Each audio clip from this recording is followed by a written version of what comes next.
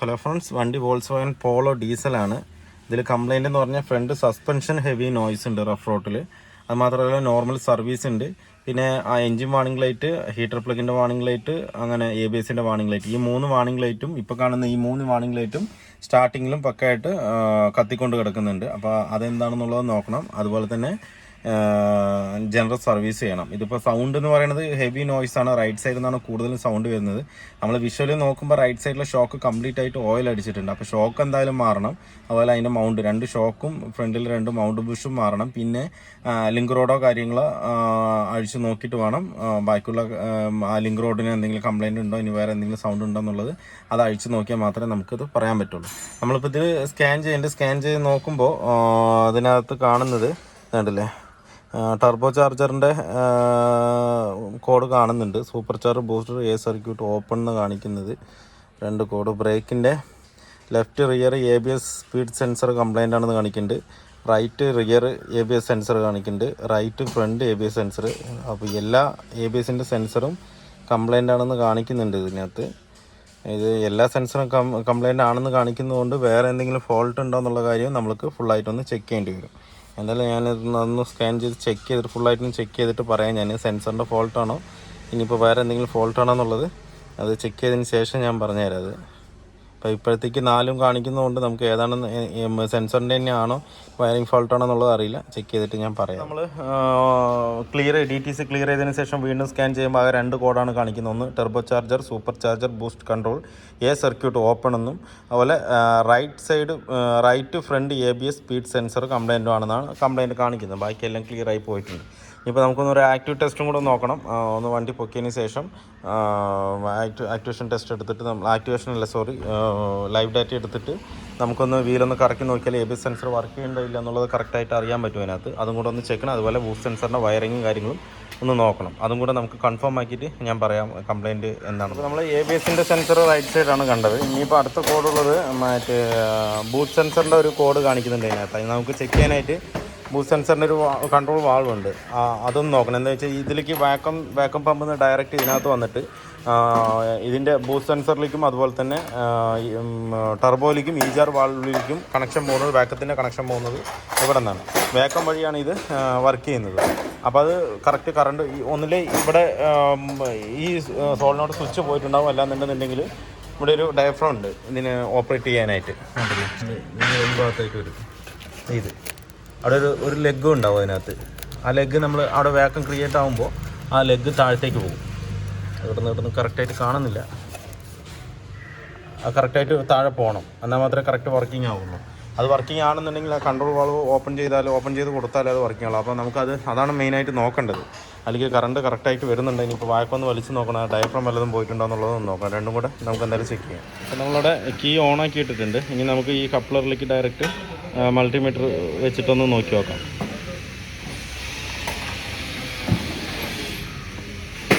ഞാനതൊന്ന് കുത്തുമന കണ്ട്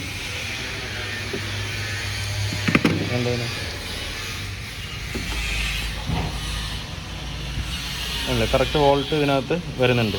ഇത് ആക്സിലേഷൻ കൊടുക്കുന്നതിനനുസരിച്ച് അതിലേക്ക് വരുന്ന വോൾട്ടിന് വ്യത്യാസം വരും. ഇപ്പോൾ 8.41 വോൾട്ട് ഇതിനകത്ത് കൊടുക്കുന്നുള്ളൂ. നമ്മൾ ആക്സിലേഷൻ സ്റ്റാർട്ട് ചെയ്തിട്ട് ആക്സിലേഷൻ കൊടുക്കുന്നതിനനുസരിച്ച് ഇത് കൂടിയും കുറഞ്ഞിരിക്കും. ഏകദേശം 18, 11, 10, 12 അങ്ങനെ വേരിയേഷൻ വന്നുകൊണ്ടേയിരിക്കും. എന്ന് വെച്ചാൽ അതിനനുസരിച്ച് വോൾട്ട് വരുമ്പോൾ അതിൻ്റെ വാൾവ് അതിനനുസരിച്ച് ഓപ്പറേറ്റ് ചെയ്യും. അപ്പോൾ അവിടുത്തെ വാക്കത്തിൻ്റെ അളവും വ്യത്യാസം വരും അതിനകത്ത്. അതിലേക്ക് ഇപ്പോൾ വാക്വം സോളിനോട് കറക്റ്റായിട്ട് വർക്ക് ചെയ്യുന്നുണ്ട്. അവിടെ വാക്വം നമ്മൾ മാനുവലായിട്ട് ആയതുകൊണ്ട് വലിക്കുമ്പോൾ ഇവിടെ കറക്റ്റായിട്ട് വർക്ക് ചെയ്യുന്നുണ്ട്. അപ്പോൾ ഡയഫ്രത്തിന് യാതൊരു ബുദ്ധിമുട്ടില്ല. ഇവിടെ വലിക്ക് ഉണ്ട്. അപ്പോൾ സ്വിച്ചാണ് അതിൻ്റെ കംപ്ലയിൻറ്റ്. എന്താ വെച്ചാൽ വോൾട്ടും കറക്റ്റായിട്ട് വരുന്നുണ്ട്, സ്വിച്ച് വർക്കിംഗ് ഇല്ല. ഇതിലിപ്പോൾ നമുക്ക് കംപ്ലയിൻറ്റ് കിട്ടിയത് സോളിനോടായിരുന്നു. ആ സോളിനോട് വാൾവ് നമ്മൾ മാറ്റിയിട്ടുണ്ട്. ഇപ്പോൾ ബൂസ്റ്റ് സെൻസറിൻ്റെ സോളിനോട് വാൾവ് നമ്മളിപ്പോൾ മാറ്റിയപ്പോൾ തന്നെ അത് വർക്കിംഗ് ആയിട്ട്. നേരത്തെ അതിൽ വോൾട്ട് കറക്റ്റായിട്ട് വരുമായിരുന്നു. പക്ഷേ ഇതാണ് സാധനം, വർക്കിംഗ് അല്ലായിരുന്നു. കീ ഓണാക്ക്.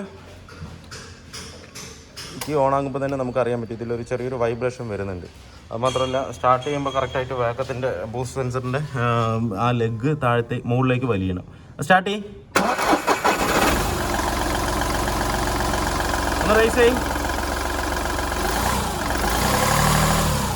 ഇത് കറക്റ്റായിട്ട് അറിയുന്നില്ല കറക്റ്റായിട്ട്.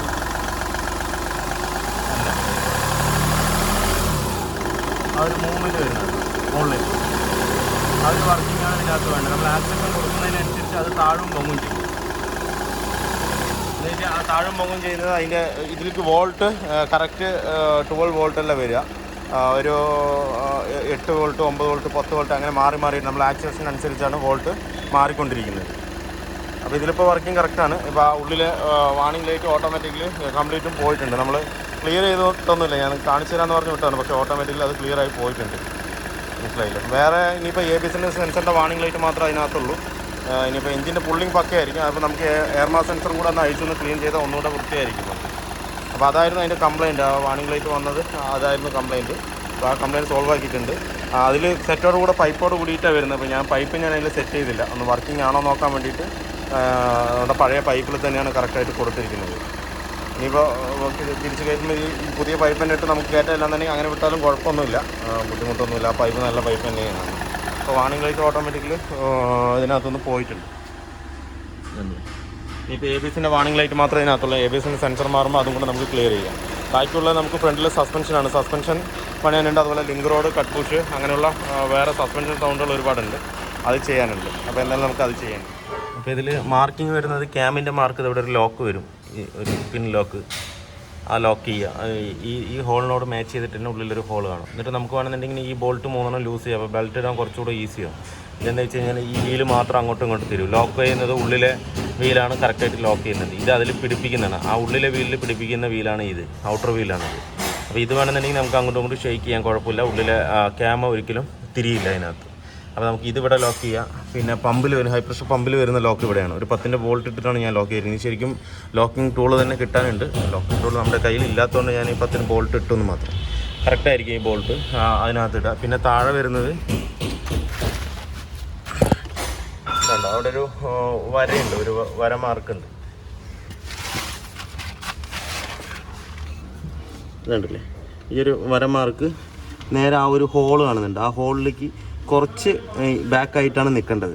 എന്ന് വെച്ചാൽ ഇതിനൊരു ടൂൾ ഉണ്ട്. ആ ടൂൾ ഇതിനകത്ത് ഇട്ടിട്ട് കറക്റ്റായിട്ട് ലോക്ക് ചെയ്താൽ കറക്റ്റായിട്ട് നിൽക്കും. അപ്പോൾ ഒരിക്കലും ഈ ലൈനും ആ ഹോളുമായിട്ട് മാച്ച് ചെയ്യരുത്. അതൊന്ന് കുറച്ച് ഒരു പൊടിക്ക് ബാക്കായിട്ടേ നിൽക്കുക. അപ്പോൾ നമുക്ക് എന്ത് ചെയ്യണം, അഴിക്കുന്നതിന് മുന്നേ ഒരു വൈറ്റ്നർ കൊണ്ട് കറക്റ്റായിട്ട് ഒന്ന് മാർക്ക് ചെയ്തതിന് ശേഷം അഴിച്ചു കഴിഞ്ഞാൽ നമുക്ക് ഈസിയായിട്ട് അതേ പൊസിഷനിൽ തന്നെ നമുക്ക് കയറ്റാൻ പറ്റും. ഇല്ലാത്ത പക്ഷം അത് ബുദ്ധിമുട്ടാകും നമുക്ക് കയറ്റാനായിട്ട്. അപ്പോൾ അത് അഴിക്കുന്നതിന് മുന്നേ മാർക്ക് ചെയ്താൽ നമുക്കൊരു ഡൗട്ടും ഇല്ലാതെ കാര്യം കറക്റ്റായിട്ട് കയറ്റാം. ഇതിന് കറക്റ്റ് സ്പെഷ്യൽ ടൂൾ ഉണ്ട്, ടൈമിങ്ങിൻ്റെ ടൂള്. അത് നമ്മുടെ കയ്യിൽ ഇല്ലാത്തതുകൊണ്ടാണ് ഞാനിങ്ങനെ ചെയ്യുന്നത്. അത് ഏകദേശം ഒരു 12,500 രൂപ വില വരുന്നുണ്ട് ആ ടൂളിന്. അത് മേടിച്ച് കഴിഞ്ഞാൽ പിന്നെ നമുക്കൊന്നും നോക്കാനില്ല. അത് ശരിക്കും ആ ഹോളിലേക്ക് കയറി നിൽക്കും. ഈ ടീത്തിൽ വന്ന് അത് ലോക്കായി നിൽക്കും, കറക്റ്റായിട്ട് നിൽക്കും. അപ്പോൾ ഇതാണിപ്പോൾ ക്രാങ്കിൽ വരുന്ന ലോക്ക്. അതുപോലെ ക്യാമറയിൽ 2 ലോക്ക്. ഇതിന് ശേഷം നമുക്ക് ഇതിൽ വരുന്നൊരു ടെൻഷനറുണ്ട്. ആ ടെൻഷനർ അഴിച്ചു കഴിഞ്ഞ് കഴിഞ്ഞാൽ ലൂസായി കഴിഞ്ഞാൽ നമുക്ക് ബെൽറ്റ് പുറത്തെടുക്കാം. ബെൽറ്റ് പുറത്തെടുത്ത് കഴിഞ്ഞാൽ പിന്നെ നമുക്ക് എല്ലാ പുള്ളിയും മാറണം. ഈ ചെറിയ പുള്ളി, ഈ പുള്ളി, അതുപോലെ ടെൻഷനർ, ഈ ഒരു ഐറ്റ്ലർ, ഇത്രയും പുള്ളി നമുക്ക് കിറ്റോട് കൂടിയിട്ടാണ് വരുന്നത്. അത് നമുക്ക് ഫുൾ സെറ്റായിട്ട് തന്നെ ഇതിനകത്തുനിന്ന് മാറാം. ഇതാണിപ്പോൾ ടൈമിംഗ് കിറ്റിൽ വരുന്നത്. എല്ലാ ബെയറിങ്ങും അതുപോലെ നെറ്റ് ബോൾട്ട് എല്ലാം ഇതിനകത്ത് തന്നെ വരും. ഒറിജിനൽ വരുന്ന INA ആണ്. അത് തന്നെയാണ് നമ്മൾ എടുത്തിരിക്കുന്നത്. INA കിറ്റ് തന്നെയാണ് ഇതിനകത്ത് വരുന്നത്. കണ്ടില്ലേ, INA ആണ്. അതിൽ വരുന്ന എല്ലാ ബോൾട്ടുകളും ഇതിനകത്ത് വരും. ഇത് ക്യാമിൽ വരുന്ന ബോൾട്ടാണ്. അതുപോലെ ഇത് ഹൈ പ്രഷർ പമ്പിൽ വരുന്ന ബോൾട്ടുകളാണ്. ഇത് വന്നിട്ട് ഒരു ബോൾട്ട് ടെൻഷനറിൻ്റെയും ഒരു ബോൾട്ട് ഐഡിലറിൻ്റെയുമാണ്. ഈ 2 നെട്ട് വന്നിട്ട് ഈ 2 ചെറിയ കുട്ടി ഐഡിലറിൻ്റെയാണ് 2 നെട്ട് വരുന്നത്. അപ്പോൾ എല്ലാ നെട്ടും ബോൾട്ടും അതിനകത്ത് ഇത് അതിൻ്റെ സ്റ്റെഡാണ്. ഈ 2 നെട്ടിൽ വരുന്ന സ്റ്റെഡാണ് ഈ കാണുന്നത്. നെട്ടും ബോൾട്ടും എല്ലാം കിറ്റോട് കൂടിയിട്ടാണ് ഇത് വരുന്നത്. എന്തായാലും നമുക്കിത് അത് അഴിച്ചതിന് ശേഷം സെറ്റ് ചെയ്യാം. നമ്മൾ ടെൻഷനർ കയറ്റുമ്പോൾ ഇതിൻ്റെ ഒരു ലെഗ് വരുന്നുണ്ട്, ഈ ഒരു സ്ക്വയർ ടൈപ്പ് ലെഗ്. ആ ലെഗ് കറക്റ്റ് ഈ ഒരു കവറിനകത്തൊരു ലോക്ക് വരുന്നുണ്ട്. ആ ലോക്കിനകത്ത് കറക്റ്റായിട്ട് നിന്നാൽ തന്നെ നമുക്ക് ടെൻഷൻ ചെയ്യുമ്പോൾ കറക്റ്റ് ഇത് സെൻറ്ററിലാക്കി വരുത്താൻ പറ്റും. അതല്ലാത്ത പക്ഷം നമ്മൾ വെച്ച് കയറ്റി കഴിഞ്ഞ് കഴിഞ്ഞാൽ ടൈറ്റ് ചെയ്യുന്നതോറും ഇത് ബെൻഡായി നിൽക്കും. പക്ഷേ ടെൻഷൻ ചെയ്യുമ്പോൾ നമുക്ക് ടെൻഷൻ കറക്റ്റായി കിട്ടില്ല, ടൈമിങ് കറക്റ്റായിട്ട് സെറ്റ് ആവില്ല. അത് ശ്രദ്ധിച്ചിട്ട് വേണം കയറ്റാനായി. ഇപ്പോൾ നമ്മളിപ്പോൾ ടൈമിംഗ് ബെൽറ്റ് കംപ്ലീറ്റ് ആയിട്ട് മാറിയിട്ടുണ്ട്. ടൈം ബെൽറ്റ് അതുപോലെ തന്നെ എല്ലാ പുള്ളികളും പുതിയ തന്നെയാണ് അതിനകത്ത് ഇട്ടിരിക്കുന്നത്. നമുക്ക് പ്രത്യേകം ശ്രദ്ധിക്കാനുള്ള കാര്യം എന്താണെന്ന് വെച്ച് കഴിഞ്ഞാൽ ടെൻഷൻ ചെയ്യുമ്പോൾ കറക്റ്റ് ഈ ആരോ മാർക്ക് സെൻറ്ററിൽ വന്ന് നിൽക്കണം. നമ്മൾ ലൂസ് ചെയ്തിട്ട് ടൈറ്റ് ചെയ്യുമ്പോൾ ഒരു ടൈറ്റ് കാണും ഇതിനകത്ത് നമ്മൾ ടെൻഷൻ ചെയ്യുമ്പോൾ. അപ്പോഴേ നമ്മൾ ഫുള്ളായി ടൈറ്റ് ചെയ്തിട്ട് വലിച്ചു പിടിച്ചിട്ട് ഈ കറക്റ്റ് ആരോ മാർക്കിൽ കൊണ്ടുവന്ന് നിർത്തുക. നിർത്തുമ്പോൾ തന്നെ അങ്ങോട്ടും ഇങ്ങോട്ടും മൂവ്മെൻറ്റ് ഉണ്ടാവും വണ്ടി സ്റ്റാർട്ട് ചെയ്യുമ്പോൾ. ആ മൂവ്മെൻറ്റ് ഇതിനകത്ത് എടുക്കാൻ പറ്റുള്ളൂ. കൂടുതൽ ടെൻഷൻ വെച്ച് കഴിഞ്ഞാൽ ബുദ്ധിമുട്ടാവും. അതുപോലെ കുറവ് വെച്ചാലും ബെൽറ്റ് ലൂസാവും. കറക്റ്റ് ഈ സെൻറ്റർ ആരോ മാർക്കിൽ വന്നിട്ട് വേണം നിർത്താനായിട്ട്. എന്നിട്ട് ഈ ബോൾട്ട് ടൈറ്റ് ചെയ്യുക. എല്ലാം കഴിഞ്ഞതിന് ശേഷം നമ്മൾ ടെൻഷൻ എല്ലാം വെച്ചതിന് ശേഷം മാത്രമേ നമുക്ക് ഈ ക്യാമിൻ്റെ ബോൾട്ടും അതുപോലെ പമ്പിൻ്റെ ബോൾട്ടും നമുക്ക് ടൈറ്റ് ചെയ്യാൻ പറ്റുള്ളൂ. പമ്പിൻ്റെ ബോൾട്ട് പറഞ്ഞാൽ ഈ 3 ബോൾട്ട് നമ്മൾ അഴിച്ചു വിട്ടത്, അത് നമുക്ക് കറക്റ്റ് ടൈറ്റ് ചെയ്യാൻ പറ്റുള്ളൂ. എപ്പോഴും ഈ പുതിയ ടൈം ബെൽറ്റ് ഇടുമ്പോൾ അത് ലൂസായിട്ട് ടൈം ബെൽറ്റ് ഇടുന്നതായിരിക്കും കുറച്ചുകൂടി ഈസി. നമുക്ക് എളുപ്പം ഈസിയാണ്. അതുപോലെ തന്നെ കുറച്ച് എന്തെങ്കിലും അങ്ങോട്ടോ ഇങ്ങോട്ടോ വലിയണമെന്നുണ്ടെങ്കിലും ടൈമിംഗ് കറക്റ്റ് ആയിരിക്കും. എന്ന് വെച്ച് കഴിഞ്ഞാൽ നമുക്ക് ഇത് ഫ്രീ ആയി തന്നെ ഇരിക്കും, ഇതേ അങ്ങോട്ടും ഇങ്ങോട്ടും നീങ്ങുള്ളൂ. അപ്പോൾ നമുക്ക് ടൈമിംഗ് കറക്റ്റായിട്ട് തന്നെ കിട്ടും. നമ്മൾ ഇതേ വെച്ചിട്ട് നിൽക്കുമ്പോൾ എന്തെങ്കിലും ബെൽറ്റിൻ്റെ ചെറിയൊരു ടെൻഷൻ കൂടുമ്പോൾ ഈ പുള്ളി കംപ്ലീറ്റ് ആയിട്ടായി തിരിയുക. ആ സമയത്ത് നമുക്ക് ടൈമിങ്ങിൻ്റെ ഇത്തിരി ബുദ്ധിമുട്ട് വരും. ഇത് കറക്റ്റായിട്ട് ഇപ്പോൾ നമ്മൾ എത്ര വലിച്ചാലും ഈ ഉള്ളിലുള്ള പുള്ളി കറക്റ്റായിട്ട് നിൽക്കും. ടൈമിംഗ് മാർക്ക് എവിടെ നിന്നും എങ്ങോട്ടും മാറില്ല. ഈ പുള്ളി മാത്രം അങ്ങോട്ടും ഇങ്ങോട്ടും നീങ്ങും. എല്ലാം കഴിഞ്ഞ് ടെൻഷൻ വെച്ചതിന് ശേഷം ഈ 3 ബോൾട്ടും അതുപോലെ പമ്പിൻ്റെ 3 ബോൾട്ടും ടൈറ്റ് ചെയ്യുക. നമ്മളെപ്പോഴും ബെൽറ്റ് ഇട്ടതിന് ശേഷം ഒരു 2 റൗണ്ട് ഫുള്ളായിട്ട് കറക്കി നോക്കണം. അതെന്ന് വെച്ച് കഴിഞ്ഞാൽ എവിടെയെങ്കിലും ഇടിക്കുന്നുണ്ടോ എന്താണ്. ടൈമിംഗ് മാർക്ക് കറക്റ്റാണെന്നുണ്ടെങ്കിൽ അത് ഒരു പ്രശ്നം ഉണ്ടാവില്ല. പക്ഷേ എങ്കിൽ നമ്മളെങ്കിലും ഒന്നൊന്ന് കറക്കി നോക്കണം. ഇപ്പോൾ നമ്മൾ ഈ ടെൻഷനർ സെൻറ്ററിൽ വെക്കാൻ പറയാൻ കാരണം കണ്ടില്ലേ, നമ്മൾ തിരിക്കുമ്പോൾ അത് അങ്ങോട്ടും ഇങ്ങോട്ടും അഡ്ജസ്റ്റ്മെൻ്റ് ആവും. ഫ്രണ്ടിലേക്കും ബാക്കിലേക്കും പോകും. ഇപ്പോൾ ഫ്രണ്ടിലാണ് നിൽക്കുന്നത്. ഇനിയിപ്പോൾ ഇങ്ങനെ ഉണ്ടോ, ആ ഒരു അഡ്ജസ്റ്റ്മെൻറ്റ് കറക്റ്റാകാൻ വേണ്ടിയിട്ടാണ് ആ സെൻറ്റർ മാർക്ക് കൊടുത്തിരിക്കുന്നത്.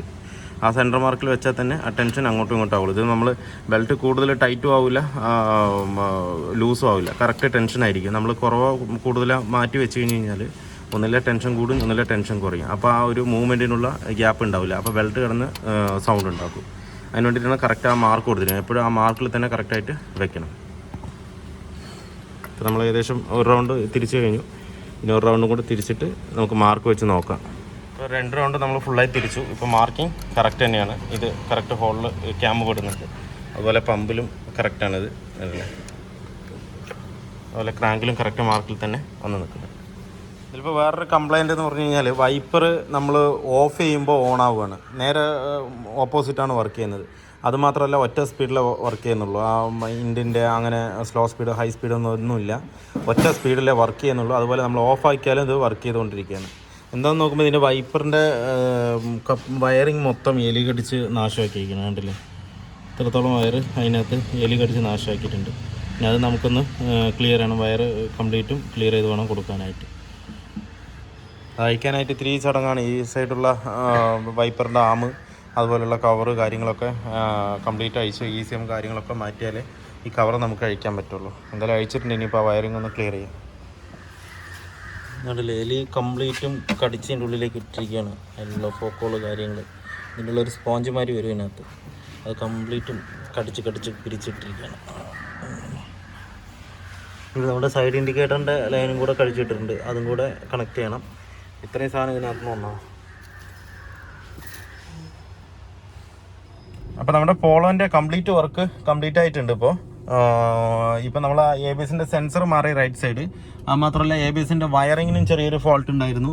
അതുപോലെ വൈപ്പറിന് ചെറിയൊരു കംപ്ലയിൻറ്റ് ഉണ്ടായിരുന്നു. അതെല്ലാം ക്ലിയർ ചെയ്തിട്ടുണ്ട്. ഇപ്പോൾ ഒക്കെ എല്ലാം വർക്കിംഗ് കറക്റ്റാണ്. കറക്റ്റ് നോർമൽ ഓഫിൽ തന്നെയാണ് നിൽക്കുന്നത്. നേരത്തെ ഓഫിലാക്കി കഴിഞ്ഞാൽ ഓഫ് ആവില്ല. പിന്നെ ഇൻഡിലിട്ട് കഴിഞ്ഞാൽ വർക്കാവില്ല. ഫുൾ ടൈം വർക്ക് ചെയ്തുകൊണ്ടിരിക്കും. ലോ സ്പീഡ് വർക്കാവില്ല, ഹൈ സ്പീഡ്. ഇതിപ്പോൾ എല്ലാം കറക്റ്റായിട്ട് തന്നെ വർക്ക് ചെയ്യുന്നുണ്ട്. അതുപോലെ റിയറിലെ വൈപ്പറും ഓട്ടോമാറ്റിക്കലി വർക്ക് ചെയ്തുകൊണ്ടിരിക്കുന്നുണ്ടായിരുന്നു. അത് നമ്മൾ ക്ലിയർ ചെയ്ത് അതെല്ലാം നമ്മൾ ആ വയറിങ്ങിൻ്റെ ഫോൾട്ട് കൊണ്ട് വന്നതാണ് കംപ്ലീറ്റ്. അതെല്ലാം നമ്മൾ പക്ക ക്ലിയർ ആക്കിയിട്ടുണ്ട്. ഇപ്പോൾ ABSൻ്റെ വാർണിംഗ് ലൈറ്റും പോയിട്ടുണ്ട്. നമ്മൾ ക്ലിയർ ഒന്നും ചെയ്തിട്ടില്ല. ഓട്ടോമാറ്റിക്കലി ആ വയറിങ്ങിൻ്റെ കാര്യങ്ങളും ആ സെൻസറും മാറിയപ്പോൾ ഓട്ടോമാറ്റിക്കലി അത് ക്ലിയർ ആയി പോയിട്ടുണ്ട്. പിന്നെ ഉണ്ടായിരുന്നത് എഞ്ചിൻ്റെ വാർണിംഗ് ലൈറ്റ് ആയിരുന്നു. അത് വന്നിട്ട് ടെർബോ ബൂസ്റ്റ് സെൻസറിൻ്റെ കംപ്ലയിൻ്റ് ആയിരുന്നു. അത് ഞാൻ നേരത്തെ പറഞ്ഞല്ലോ. ആ സാധനം മാറിയപ്പോൾ കറക്റ്റായി. നേരത്തെ എന്ന് പറഞ്ഞാൽ വണ്ടി 60-ന്റെ മേലെ പോകില്ല, പുള്ളിങ്ങേ ഇല്ല. എന്ന് വെച്ച് കഴിഞ്ഞാൽ ബൂസ്റ്റർ ഓപ്പൺ ആകാത്തത് കൊണ്ടാണത് പുള്ളിങ് ഇല്ലാതിരുന്നത്. ഇപ്പോൾ പക്കയാണ്. വണ്ടി നല്ലോണം എണിച്ച് പോകുന്നുണ്ട്. നല്ലോണം എന്ന് പറഞ്ഞു കഴിഞ്ഞാൽ നല്ല സ്പീഡിൽ എണിച്ച് പോകുന്നുണ്ട്. കണ്ടില്ലേ, നമ്മൾ കാല് കൊടുക്കുന്നതിനനുസരിച്ച് വണ്ടി എണിച്ചങ്ങ് തൂക്കി അങ്ങ് പോകുന്നുണ്ട്. 80-90 പറഞ്ഞ മാതിരി നമ്മൾ നേരത്തെ EGR മാനിഫോൾഡും ക്ലീൻ ചെയ്താലുള്ള ഒരു ഫ്രഷ്നെസ് കിട്ടില്ലേ, ആ ഒരു ഫീലിംഗ് ഇപ്പോൾ ഇതിനകത്ത് പക്കയായിട്ട് വരുന്നുണ്ട്. എന്താ വെച്ചാൽ വണ്ടി കുറേ നിർത്തിയിട്ട വണ്ടിയാണ്. അതുകൊണ്ട് വന്നിട്ടുള്ള ഫോൾട്ടുകളാണ് ആ മോട്ടറും കാര്യങ്ങളൊക്കെ. അപ്പോൾ വണ്ടി മാരകം എന്ന് പറഞ്ഞാൽ മാരക പുള്ളിങ്ങാണ് വണ്ടി ഓടിച്ചു നോക്കിയാൽ അതിൻ്റെ ഫീൽ അറിയുള്ളൂ കേട്ടോ.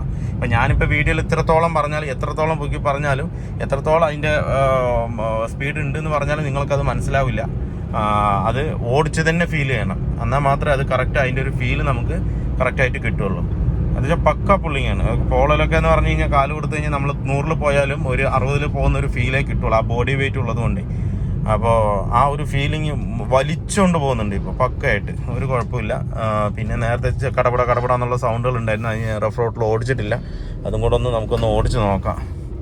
അതിൽ ലോവർ ആമിൻ്റെ പുഷ് കിറ്റ്, അതുപോലെ ലിങ്ക് റോഡ്, ഫ്രണ്ടിലെ ഷോക്കിൻ്റെ മുകളിൽ വരുന്നൊരു കപ്പുമാതിരി ഒരു സാധനം ഉണ്ട്. അതിലൊന്നും ഇതൊന്നും ഉണ്ടായിരുന്നില്ല, അതിലൊരു റബ്ബറിൻ്റെ ഒരു സാധനം ഉണ്ടാവും, അതൊന്നും ഉണ്ടായിരുന്നില്ല. ഇല്ലാതിരിക്കുമ്പോഴാണ് അത് വന്ന് അടിക്കുമ്പോൾ മെറ്റൽ സൗണ്ട് കടന്ന് പറഞ്ഞ് അടിക്കുന്നത്. ഇപ്പോൾ കുഴപ്പമില്ല, വണ്ടി ഇപ്പോൾ നമ്മൾ റഫ് റോഡിലാണ് ഓടിച്ചുകൊണ്ടിരിക്കുന്നത്, കുഴപ്പമൊന്നുമില്ല സൗണ്ട്. പിന്നെ വേറൊരു കംപ്ലൈൻറ്റ് എന്ന് പറയാനായിട്ട് ഇതിനകത്തുള്ളത്, ഇനിയിപ്പോൾ റാക്കിന് ചെറിയൊരു കംപ്ലൈൻ്റ് ഉണ്ട്, സ്റ്റിയറിങ്ങിൻ്റെ റാക്കിന്. അത് ഇത് റിപ്പയർ ചെയ്യാൻ കഴിയില്ല, അസംബിളായിട്ട് തന്നെ മാറണം അത്, അല്ലെങ്കിൽ യൂസർ മേടിച്ച് തരണം. എന്താ വെച്ചാൽ സ്റ്റിയറിങ് ഇങ്ങനെ കിടുക്കിടുക്കുന്ന അടിക്കുമ്പോൾ ഒരു ചെറിയൊരു അടി കിടുകിടുന്നുള്ളൊരു സൗണ്ട് ഇതിനകത്ത് ചെറുതായിട്ട് വരുന്നുണ്ട്. അത് അത്ര നമുക്കങ്ങ് ഫീൽ ചെയ്യില്ലെങ്കിലും ചെറുതായിട്ട് ഉണ്ട് തന്നെ. അത് നമുക്ക് കസ്റ്റമറിൻ്റെ അടുത്തൊന്ന് ഓടിച്ച് നോക്കിയിട്ടേ, വണ്ടി ഡെലിവറി കൊടുക്കുന്നതിന് മുന്നേ ഓടിച്ച് നോക്കിയിട്ട് ഇന്ന കാര്യം പറഞ്ഞ് മനസ്സിലാക്കിയിട്ട് അത് വേണമെന്നുണ്ടെങ്കിൽ നോക്കാം, ഇല്ലാന്നുണ്ടെങ്കിൽ നമുക്കത് പിന്നീടാണെങ്കിലും നോക്കിയിട്ട് ചെയ്യാം. അതിന് അത്യാവശ്യം റേറ്റും ഉണ്ട്, ഏകദേശം 12 റുപ്യോളം 14 റുപ്യോളം സാധനത്തിന് റേറ്റ് വരുന്നുണ്ട്. അത് നോക്കിയിട്ട് ചെയ്താൽ മതി. ബാക്കിയുള്ള നേരത്തെ എന്ന് പറഞ്ഞു കഴിഞ്ഞാൽ വണ്ടിയൊന്നും ഇങ്ങനെ ഓടിക്കാൻ പറ്റില്ല കേട്ടോ, വണ്ടി പടപട കള വണ്ടിയാണ്. അതൊക്കെ മാറി ഇപ്പോൾ പക്ക ആയിട്ടുണ്ട്, ഇപ്പം നല്ല സ്മൂത്താണ്. ഈ എടുത്തു പറയേണ്ട കാര്യം എന്താണെന്ന് വെച്ച് കഴിഞ്ഞാൽ പുള്ളിങ്, അത് ഇനിയിപ്പോൾ കസ്റ്റമർക്ക് ഓടിക്കുമ്പോൾ തന്നെ അതിൻ്റെ ഫീലിംഗ് മനസ്സിലാവുള്ളൂ, മാരകമാണ്. നേരത്തെ എന്ന് പറഞ്ഞാൽ 60-ന് മേലെ പോകില്ല. എന്നിട്ട് കസ്റ്റമർ ചോദിക്കുന്നത് പുള്ളിങ് എന്തോ ഒരു കുറവുള്ള മാതിരി തോന്നുന്നു, ഡൗട്ടായിട്ടാന്ന് പറയുന്നത്. എന്ന് വെച്ച് കഴിഞ്ഞാൽ അവർക്കത് അറിഞ്ഞിട്ടില്ല, ആ പുള്ളിങ് ആ ഡ്രോപ്പാണെന്നുള്ള കാര്യം അറിഞ്ഞിട്ടില്ല. അപ്പോൾ ഇനി വണ്ടി ഓടിക്കുമ്പോൾ അറിയും കറക്റ്റായിട്ട് ഇതിന് ഇത്രത്തോളം പുള്ളിങ് ഉണ്ടായിരുന്നു എന്നുള്ള കാര്യം അറിയും, മനസ്സിലായില്ലേ? അത് അറിയിച്ചു കൊടുക്കലാണ് നമ്മുടെ കാര്യം, മനസ്സിലായോ? ഓക്കെ ഫ്രണ്ട്സ്, വീഡിയോ എല്ലാവർക്കും ഇഷ്ടമായാലൊന്ന് ലൈക്ക് ചെയ്യുക, ഷെയർ ചെയ്യുക, അതുപോലെ തന്നെ സബ്സ്ക്രൈബ് ചെയ്യാതെയാണ് വീഡിയോ കാണുന്നതെങ്കിൽ ഒന്ന് സബ്സ്ക്രൈബ് ചെയ്ത് സപ്പോർട്ട് ചെയ്യണം. അപ്പോൾ മറ്റൊരു വീഡിയോയിലേക്ക് കാണുന്നവരെ എല്ലാവർക്കും ബൈ.